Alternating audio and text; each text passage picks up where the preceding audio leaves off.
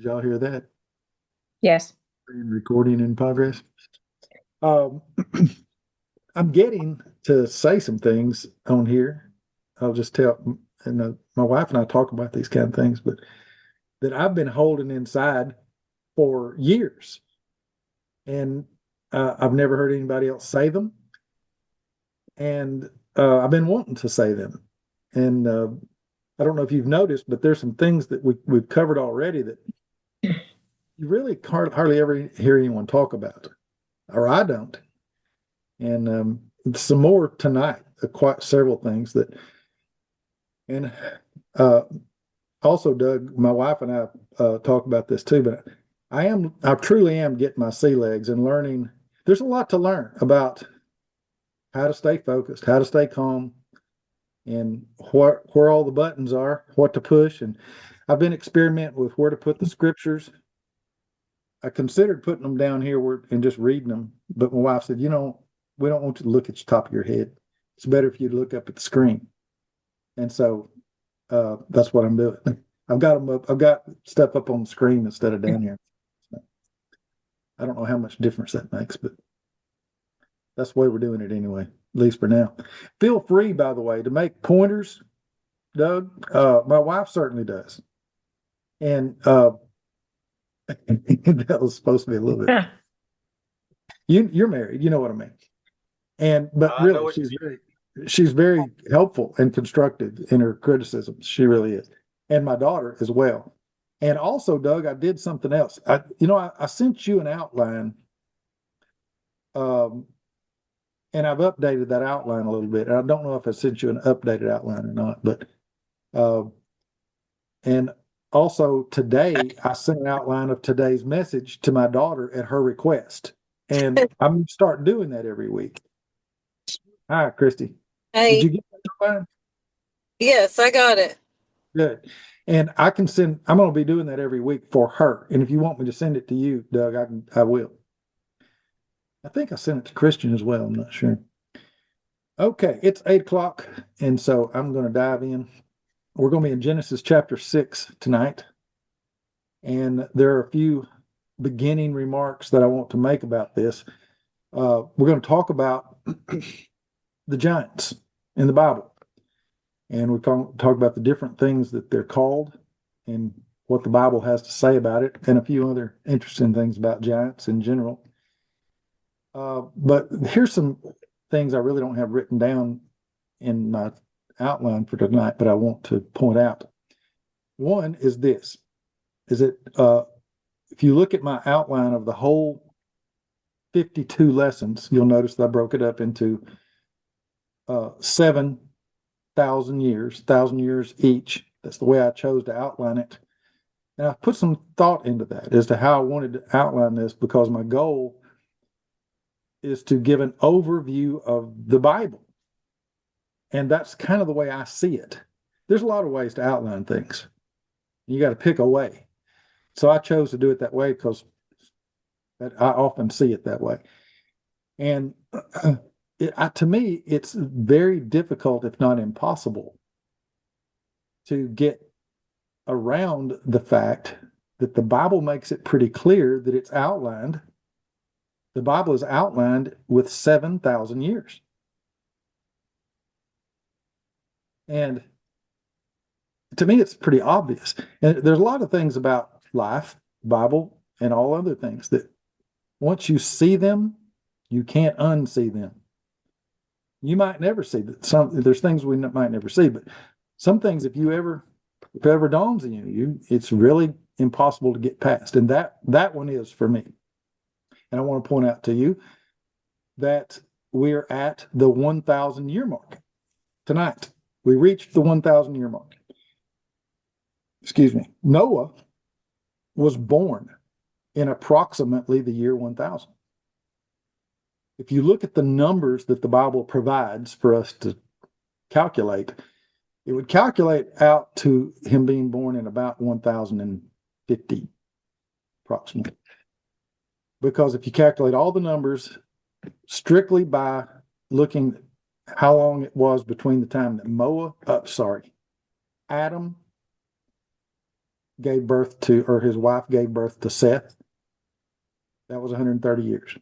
And then he lived after that. But if you calculate those birth distances from one man to the next in genealogy, if you add those numbers up, it comes up to 1,000, I'm sorry, yes, 1,650 years from Adam, creation, to the flood.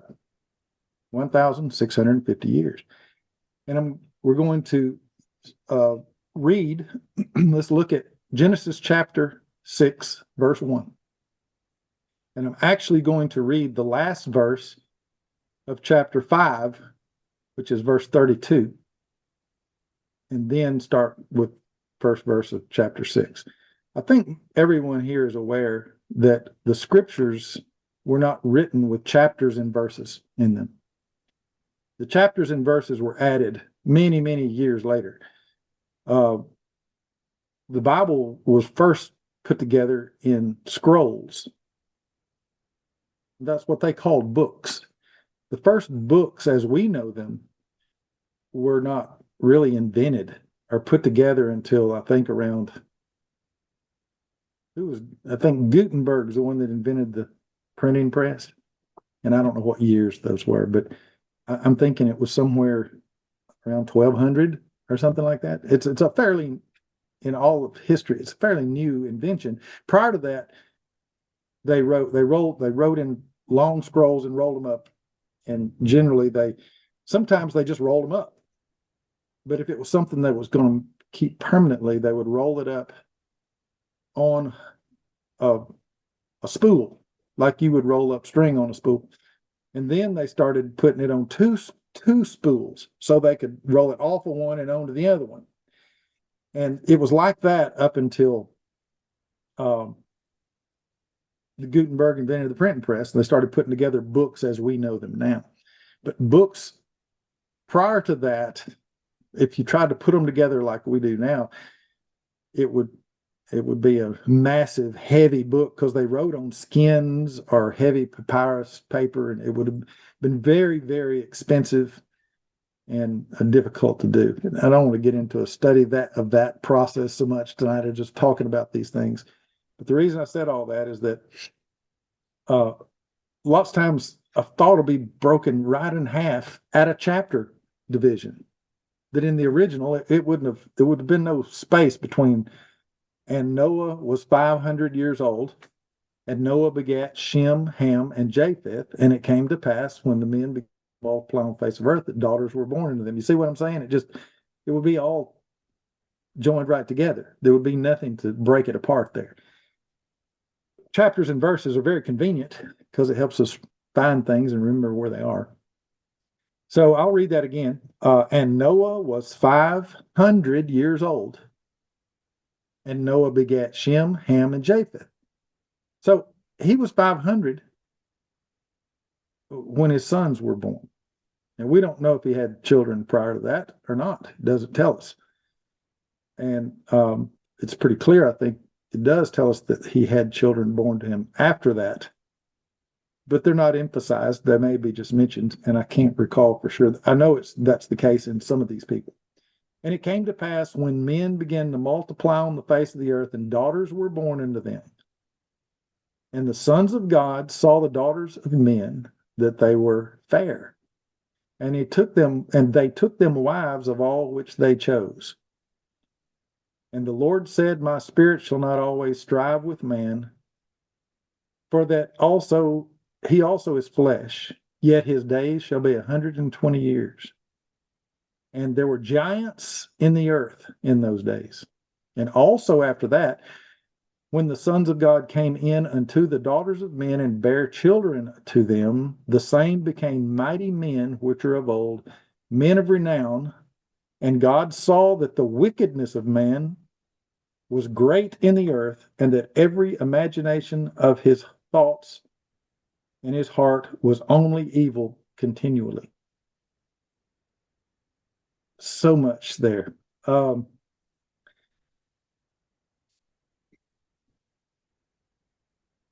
Bible tells us, if you look at just look over to Genesis chapter 7, verse 1. I'm going to get back to what I just read in just a moment here, but look at 7, verse number 11. Chapter 7, verse number 11. And it says there this: in the 600th year of Noah's life, in the second month, the 17th day of the month, the same day were the fountains of the great deep broken up, and the windows of heaven were open. And the rain was upon the earth 40 days and 40 nights. So you hear what I just said. I'm just showing you that Noah was 600 years old at the flood. So how old were his sons? There were three of them. They were born when he was approximately 500 years old. So they were 100 years old. I don't think they were all born. I don't think they were triplets. So they weren't all exactly the same age, but they were generally around 100 years old at the flood. So back to where we were. Let's look at some things that I read. I'm going to point out some things here as we go through here. We are now at Noah. And we are not going to spend near as much time on Noah as we could, because, and that's really pretty true of anything in the Bible, but there's a lot to be said about Noah and the ark and all the things about Noah. So we're just going to, like all the rest of this, we're just going to go skim through it. And I want to give you some things I think that will be thought-provoking about that. When we start the second section, we're going to look at the ark and Noah and the flood and the covenant that God made with Noah. That's going to be the first three lessons of the second 1,000 years. We're going to let them go over into the second 1,000 years, because we're really already past the first. We're already, when the flood occurs. But the things we're talking about here don't really have a time frame on them exactly, because they occur in between that verse I read you a minute ago about Noah being 500 years old and being 600 years old. It happens in there. So it came to pass that that men began to multiply on the face of the earth, and daughters were born to them. And the sons of God saw the daughters of men, that they were fair, and took them wives of all which they chose. Boy, there's a lot there that doesn't just strike you right off. Someone does. There's a lot of questions that the Bible kind of answers in other places that are not answered there. Now, I'm going to read to you. You can turn if you want to, but I've got it up on the screen. I'm going to read it to you. In 1 Peter chapter 3, verses 18 through 20, it says this. Peter wrote this, the Apostle Peter, 1 Peter 3, 18 through 20. For Christ also hath once suffered for sins, the just for the unjust, that he might bring us to God, being put to death in the flesh, but quickened by the Spirit, which also he went and preached unto the spirits in prison, which sometime were disobedient, when once the long suffering of God waited in the days of Noah, while the ark was preparing, wherein few, that is, 8 souls, were saved by water. Now I want to tell you what that verse says, what it seems to say to me. It's talking about Christ here. It said that when Christ was crucified, that he visited Hades, the place of the dead, where souls or spirits, evil spirits, were being held in prison, it seems here. And he preached unto the spirits in prison, it says, and these were the spirits that were disobedient in the days of Noah. And I believe, as I studied this closely, that it's talking about what I just read just a minute ago. So let's look at it a little closer there. Here's the first question. Who are, in verse 2, the sons of God? Now, just tell me, what does it, you may have studied this before. Maybe you haven't, but whether you have or not, just give me what comes to your mind. What's your first opinion of who are the sons of God here? Angels. Anybody else? Don't be afraid to give an opinion. It's interesting to see what people think. Well, let me give you the two most prominent interpretations. And if you think deeply about it, you'll probably come up with one of these two. A lot of people think that these were spiritual men. In other words, we talked about the seed of the woman, and we said it was to replace Abel. That Eve gave birth to Seth. You remember we talked about that, the seed of the woman. And there's a lot of people that think that the sons of God here is that good seed. See what I'm saying? You see, when it says sons of God, and it's capitalized, capital G here in the King James, the sons of God. And so that is the interpretation that some people take. I disagree with that. You're And I saying agree. sons of God. What verse are you looking at?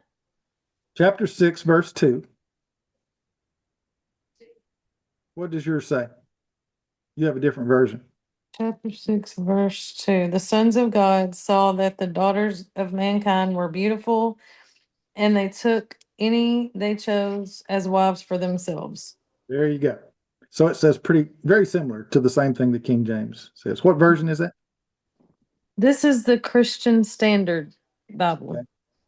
I like to have those people because a lot of times, King James, and I have a King James too, but this one I've been using more. I feel like I can maybe understand this one a little better. well, it's good to have.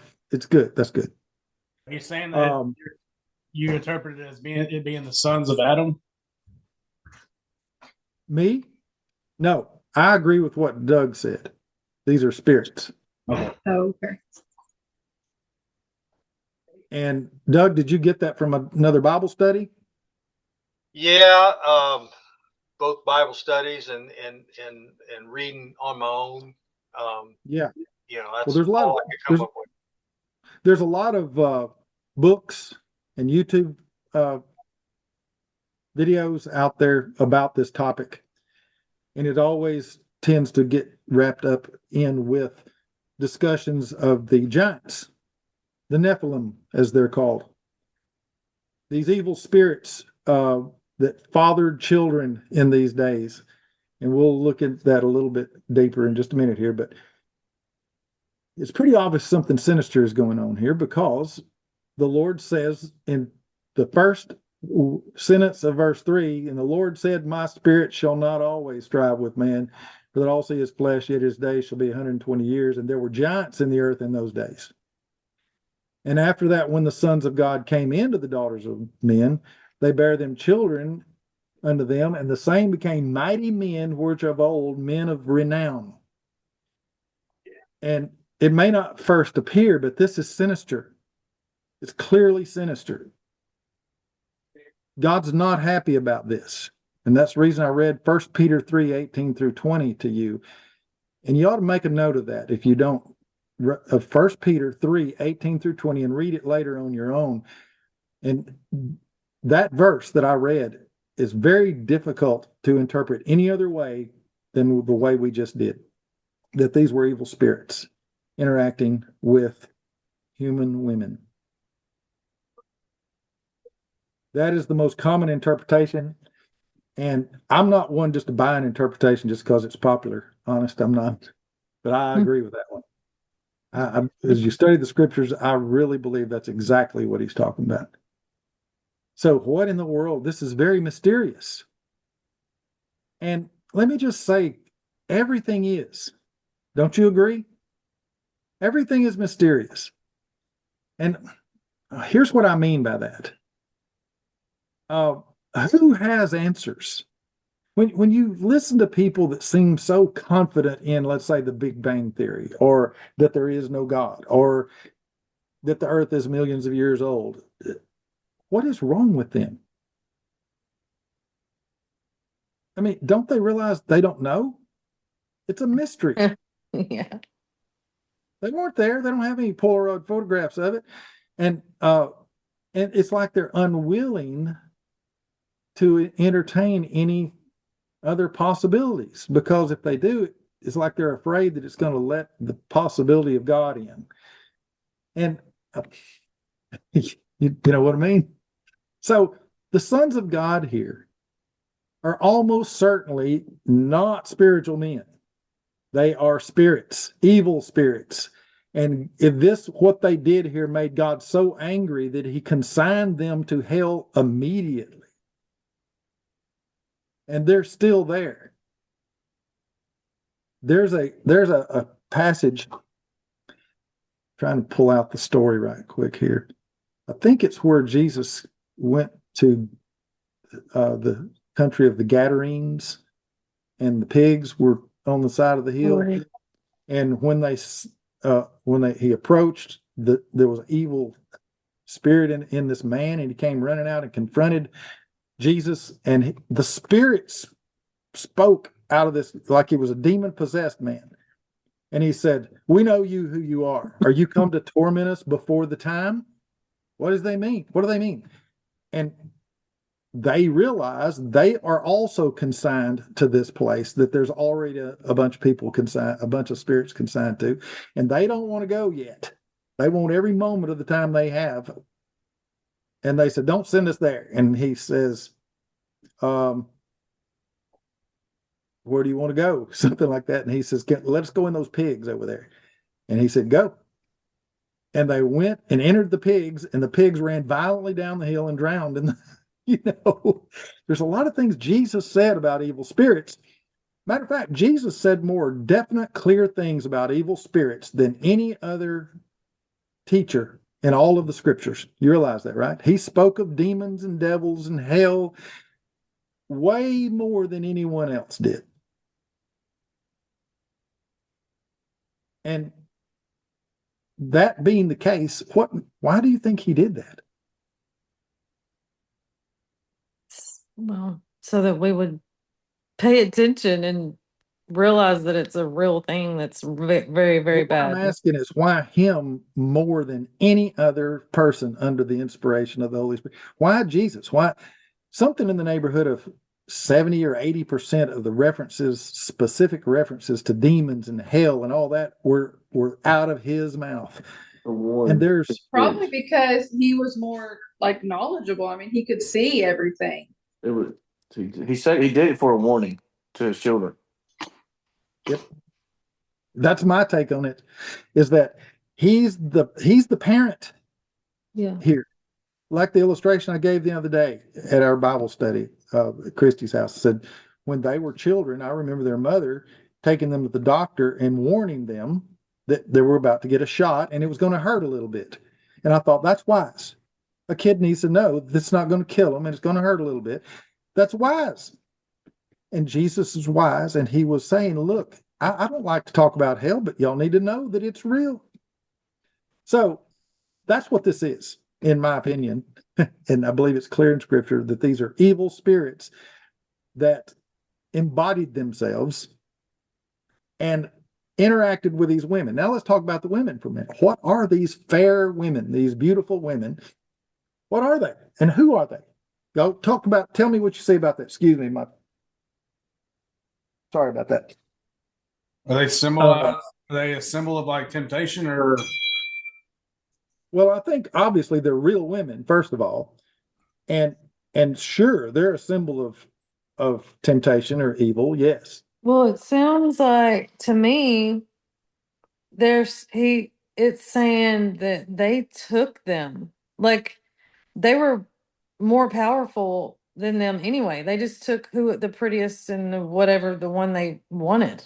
Okay, Yeah, Whether they glad- wanted to or not. I don't believe that. What you just, that last part you said, I don't believe that. And the reason I don't, think about this. Well, study okay, the so scripture- it makes me think of something like the vampire movies where they're like they have everything a woman could ever possibly Now you're want. getting somewhere. And they're so they're handsome and smell good and Now powerful, and they have all these things, and yes, so the women were cannot literally resist them. like helpless to Yes. say no to them or something. Right. Right. There you go. And now you're saying what I do believe. But I do believe this also, that God lets us go where we want to go. And God is just. And Jesus said clearly that he does not, God is merciful, and he does not want one single person to miss out on salvation. Not one. Therefore, he doesn't just decide that, in other words, these were willing women. I don't know how to say it nicer than that. But they knew too that they were not They knew like they they weren't knew. doing right. They I knew kind they weren't doing good.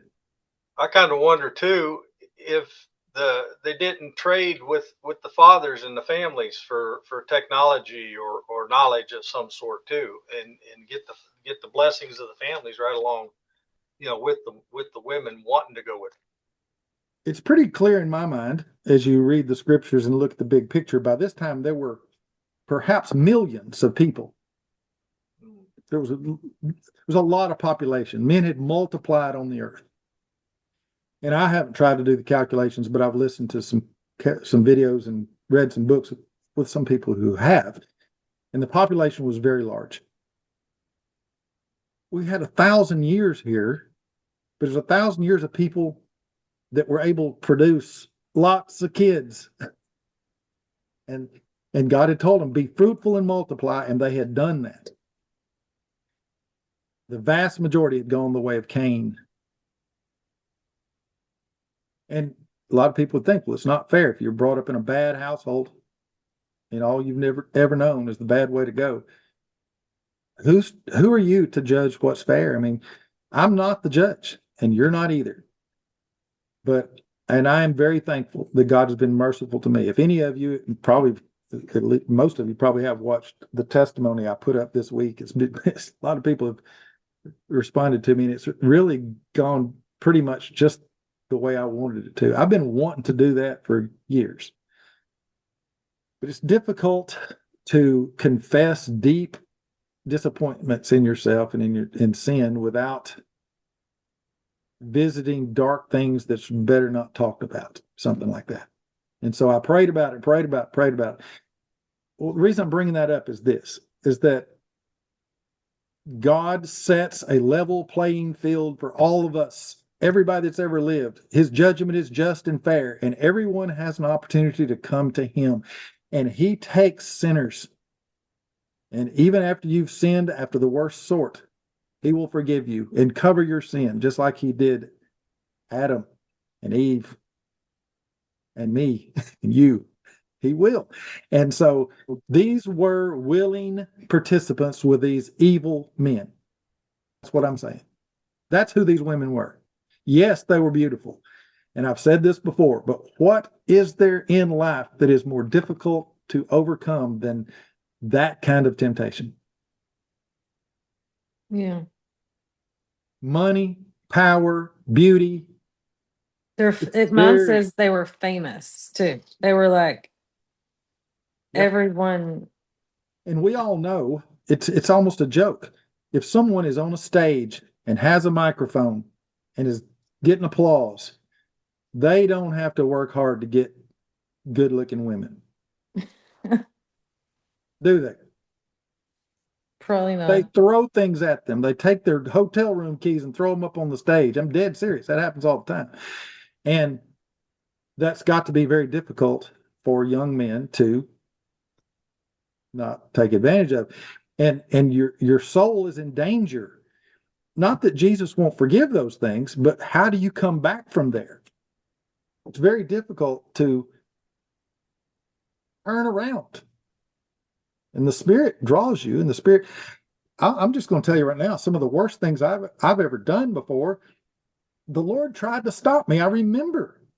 And I just remember my attitude was, I don't care. Have you ever experienced that? It's terrifying. It's terrifying. And I'm thankful to the Lord that today, I'm not saying I'm without temptation, but I'm thankful that today the Lord has allowed me to not be in that place. I'm willing to get on my face every day. And I've not always been like that, but I am today, thank the Lord. And By his grace, I'm going to be that way the rest of my life. By his grace. But it takes that. Okay. Uh, let's talk just another moment about this mystery thing. Mystery is always and will always be a part of the story. Always, in every way. And think about this.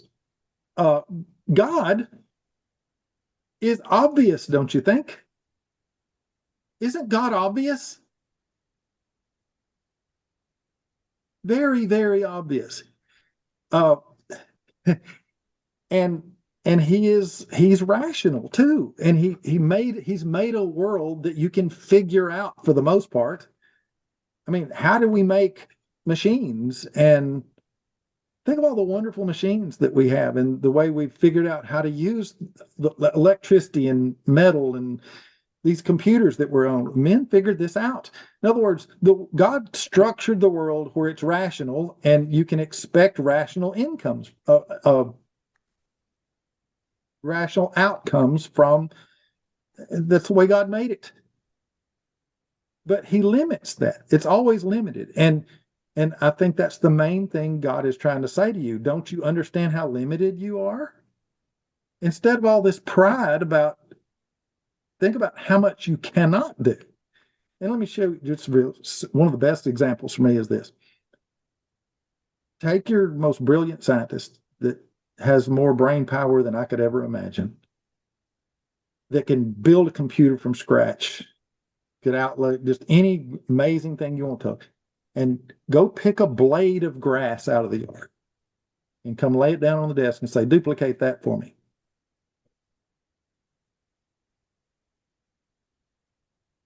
Make me a seed that when you plant it in the ground will become a tree. You can't do it. No. And he or she should realize that the mystery is enormous. God is very obvious to anyone.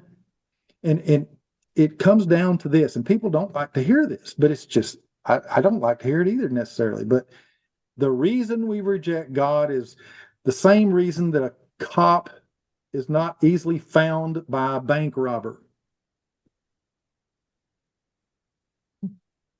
or a spoilt brat is not easily out looking for daddy.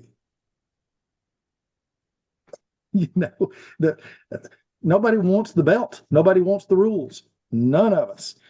And the reason people don't really study their Bible and read and go to church and draw to God is because God has rules that they don't want to follow.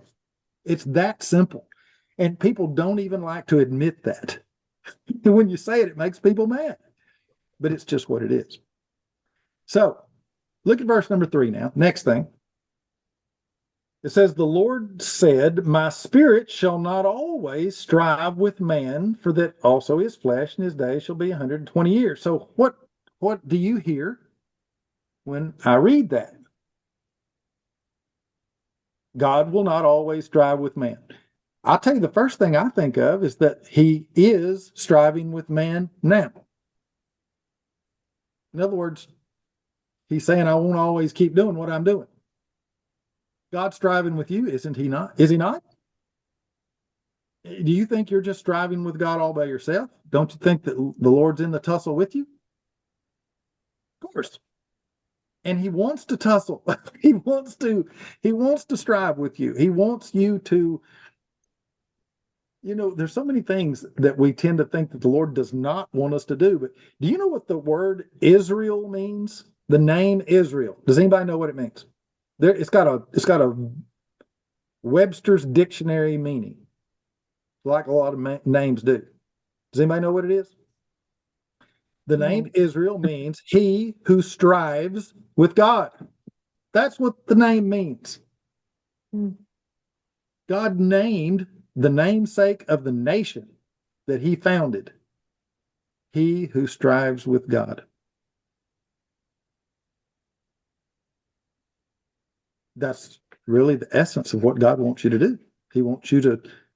I was talking to this young lady by text this week who used to be in my Sunday school class years ago, and she went to college, and got married and has a baby now. And she just confessed that she's struggling. And I said, look, everybody struggles. Job struggled, didn't he? And Job was a man that was close to God. And just when you get knocked flat on your face, and you will, just keep trudging through the mud and the blood. God's right there with you, grinning that you're still struggling and wanting to struggle and working, letting him work in you and with you. So it says, but he says, my spirit will not always strive with man, but that also his flesh, yet his days shall be 120 years. Okay, let's look at that phrase for a minute. What do you think that means? Yet his days shall be 120 years. I'm going to give you, I've studied this and I know what other people have said about it. That's the advantage I have. I didn't have to come up with all these thoughts. I weighed the opinions of a dozen at least, if not hundreds, of other men and women that have talked about this and have come to a conclusion that I agree with. But what do you think? What does he mean? Yet his days shall be 120 years. Do you have any ideas? That's going to be the length of his lifetime. Well, that is, a lot of people think that 120 years. At this point, a lot of people live longer than that still, Yeah. even after the flood. And some people say even then that, well, it kind of leveled out at 120 years max. And there's still people today that live to be 100, almost 120. I think the oldest person of modern record lived to be about 119, 18, 19, somewhere in there. Excuse me. I That's looked it crazy. up recently. Huh? That's But crazy. I don't think that's what it means. I'm not saying it isn't, but here's what I think it means. We've all heard this formula before, right? Where it's in, this is also in First Peter or Second Peter. It's in one of the First or Second Peter, or maybe third. It's just first and second, right? Anyway, Peter said this. With the Lord, a day is as 1,000 years, and 1,000 years is one day. You've heard that? That's a Bible verse. And a lot of people thought, okay, what does that mean? Well, it could, as a lot of these things can, just like this, it can mean more than one thing, I guess, because it's kind of unclear. But I tend to think the more I study this stuff, that the Lord gives you these little things so that you'll taste of it and you'll get a feel for what he's talking about, a feel for what he's talking about. It's mysterious, like a lot of things. God wants you to strive with it, let's say. 120 years. If you made those into, do a little multiplication here, you will see that number of years, 120 multiplied by 50, which is a jubilee. Y'all familiar with the jubilees? The jubilee is once every, 50 years time period? Yes, 50-year time period, 49 years, and then a jubilee. And if you multiply 120 times jubilees, 50, how many years is that? You got any mathematicians there? 6,000. It's 6,000. So how long's he going to strive with mankind? I believe that's what he's saying. That's my opinion. I'm not by any means dogmatic about that. By no means. I'm just saying that's one of the interpretations, and I tend to lean that way. Let's put it like that. That he's saying, I'm going to strive with men for 6,000 years. And we're there. Time's up. Now, he didn't tell us. And if you see these dates we have, it's always close. But he always makes it where you can know, okay, here's what I think of it. It's like a thunderstorm. When the weatherman says there's going to be a thunderstorm, are you sure there's going to be a thunderstorm? They're usually right, aren't they? Or close. And if they says the 100% chance of rain, it usually rains. But very often it doesn't rain as much as they think, or more, it rains more than they think. But nonetheless, when you see a thunderstorm sky, you think, it's about to be a thunderstorm. It's about to rain, and there's certain things that just happen, and you just kind of know it's going to hit. That's the way it feels to me right now. Now, I'm not the first one that's felt that way, and people have been feeling like that thousands of years, I'm sure. But every now and then, things feel more that way than they ever have before. And that's the way I think it is. But also, the Bible warned us that in those days that people would, just like the people in Noah's day here, he warned them. And how many actually climbed on that ark? 8 out of millions. So just because people believe doesn't mean they obey the warning or keep the warning. Okay, look at verse number 3, and we're going to read a few verses here in a row, and I want you to look at the next thing here. The next thing is this. We'll start with verse 4. And there were giants in the earth in those days, and after that also the sons of God came in the daughters of men, and they bare children. The same became mighty men of old, men of renown. And Christy was reading that other verse about this. These men were powerful and good looking and smelled good, she said. These were irresistible type, humongous, and it says they were giants. Now, some have said, well, they were just giants, like the kind of men that just were magnetism but there's a lot of evidence in the Bible that it was more than that. They were big. They were very big. And we'll look at that a little closer in just a minute here. And God saw the wickedness of men, verse 5, was great in the earth, and that listen to that, I got that circled, every imagination of their thoughts, of their heart, was only evil continually. Have you been around people like that? That just every thought they had was just evil. That's scary when you get around somebody like that. It's hard to believe that someone is that evil. It's almost like there's a disadvantage that the American armed forces has to a lot of other armed forces, and that is that we believe in not leaving anybody behind. And I'm going to tell you right now, there's a lot of people out there, they don't give a hoot about their fallen soldiers or their living soldiers. They don't feel the way about their soldiers that we do.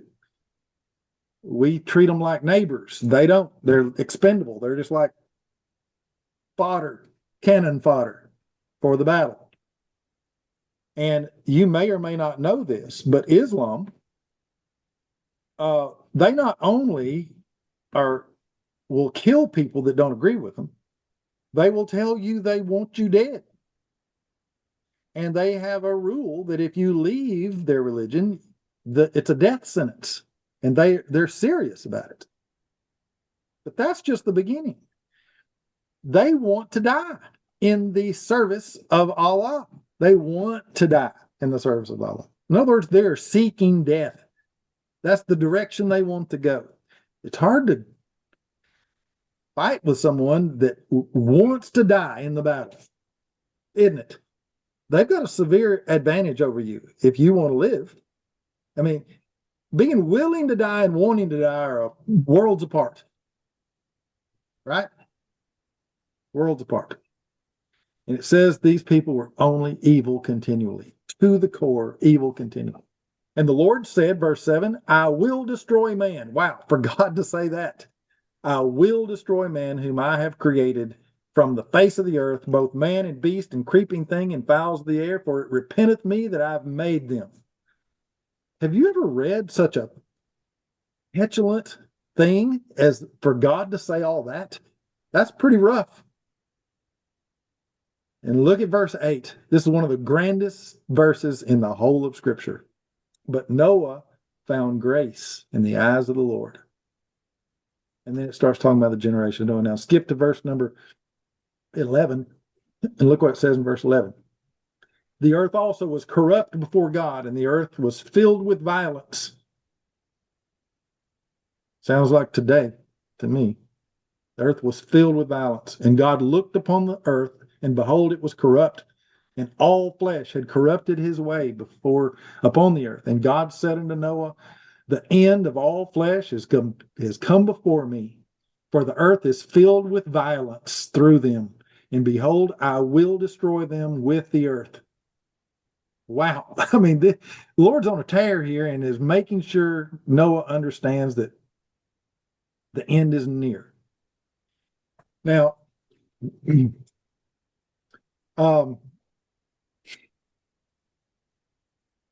going to take up the next 10 minutes. We're already at 8:43, and I really meant to end by this time, but we want to talk about what I said we're going to talk about, these giants, and we have somewhat, but I'm going to read this. Deuteronomy chapter 2, verses 16 through 24. Just listen.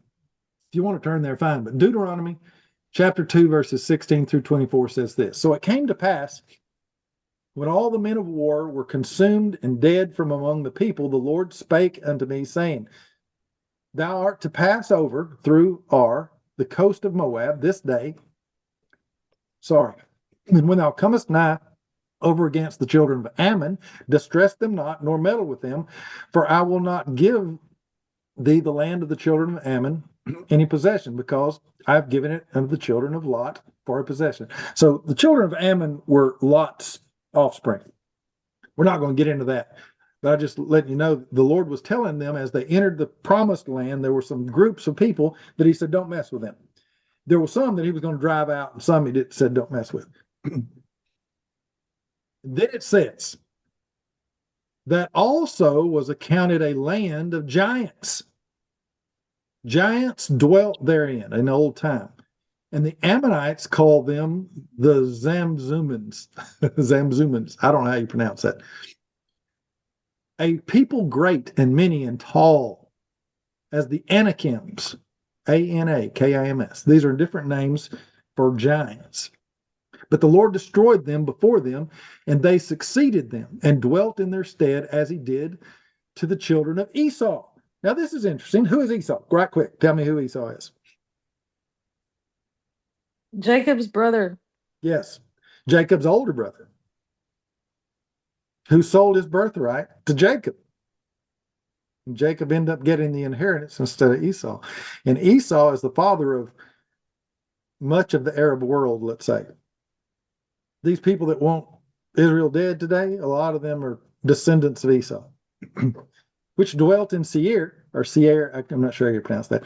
And when he destroyed the Horims, Horims, from before them, and they succeeded them. In other words, they replaced these giants, the children of Esau did, and dwelt in their stead unto this day. And the Avims, that's another brand of giants, which dwelt in this location that I'm not going to try to pronounce. And another, the Torthims, which came out of Caphtor, destroyed them and dwelt in their stead. Rise ye up, take your journey, and pass over the river Arnon. Behold, I have given into thy hand Sihon the Amorite, king of Heshbon, and his land.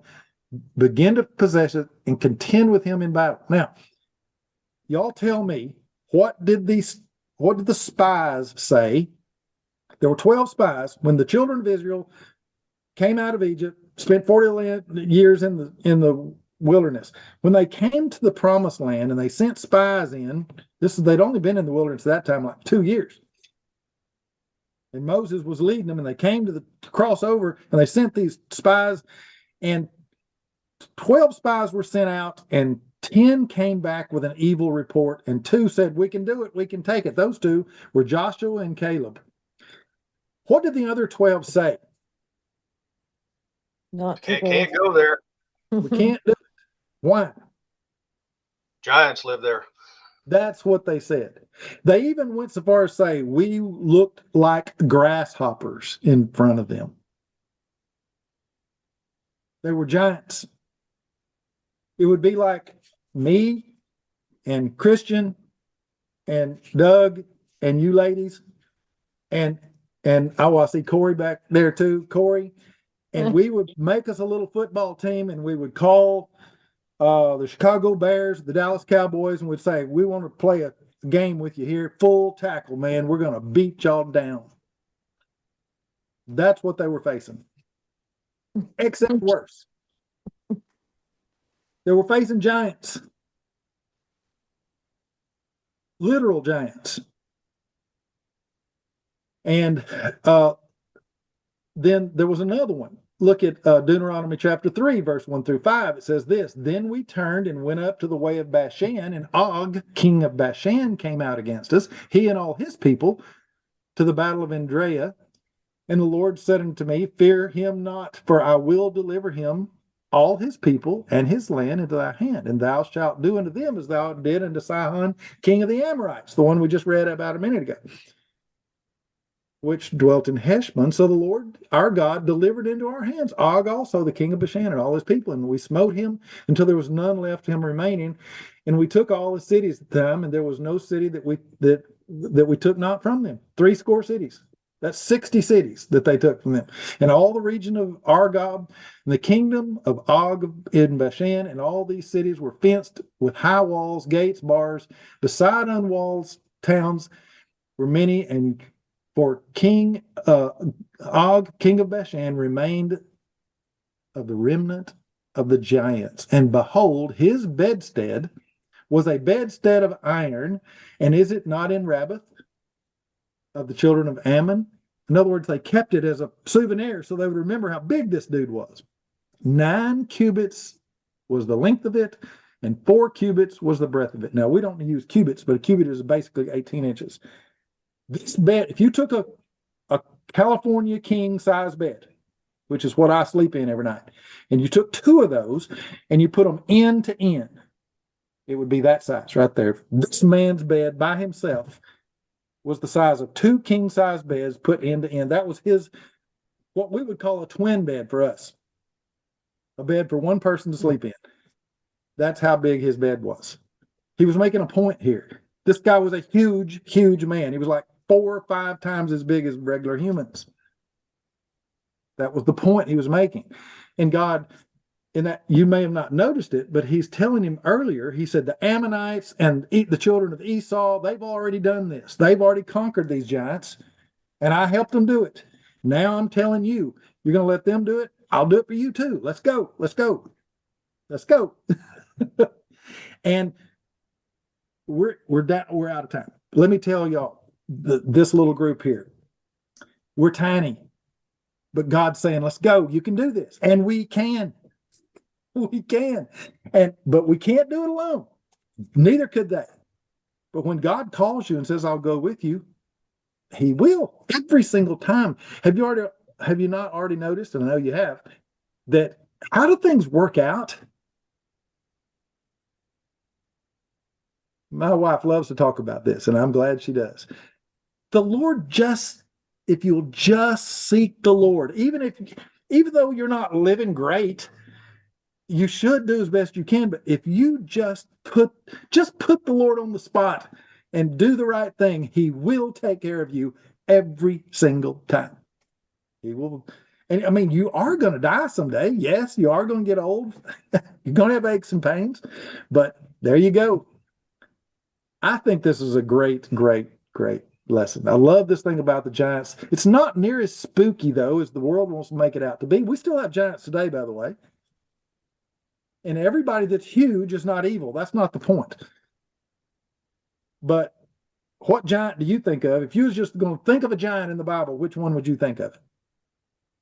One giant. Huh? Goliath. He was another one. And he was a Philistine. But David went out there. I visualize David as being like 16 or 17 years old at the oldest. And he's about 5.5 feet tall, weighs about 130 pounds. And this guy's like, 9 feet tall, he's got armor on, he's growling. And I really believe that's what he looked like. And everybody's like, David's fixing to die. And all of a sudden David goes, chirp, and God just grabbed that stone and just poked it right through the guy's forehead. And the guy just went. And then David ran over there and grabbed his sword, which was so big that he barely could pick it up, I think. And he goes, oh, and chopped the guy's head off. And he took both hands and he had to get his legs under it to pick the head up. And everybody goes, whoa. And the Israelites started cheering and whoa. like their team just scored a touchdown and the other side said, "Ah," and they took off running. I would have liked to have seen that. You know what, my friends? You can see that. Just trust in the Lord daily, and you can watch that happen every day. I'm dead serious about that. The Giants are still there, but God's still there too. We're way out of time. It's 8:53. Thank you so much for joining me. Y'all are my heroes. I couldn't do this without you. I know it's just us, but there's a lot of people that watch. They just don't all get on here. And I don't know how this will go, but I'm excited about it. We're going to do 52 of them. And hopefully when we get through that, we'll do something else. Y'all have a great week. God bless y'all. Don't forget to pray for me every day. Does anybody have anything you want to say before I kill the switch here? Anybody? I don't think so. I love y'all much. See you later. Good See night. you later. Bye. Good night. Good night. Night. Good night.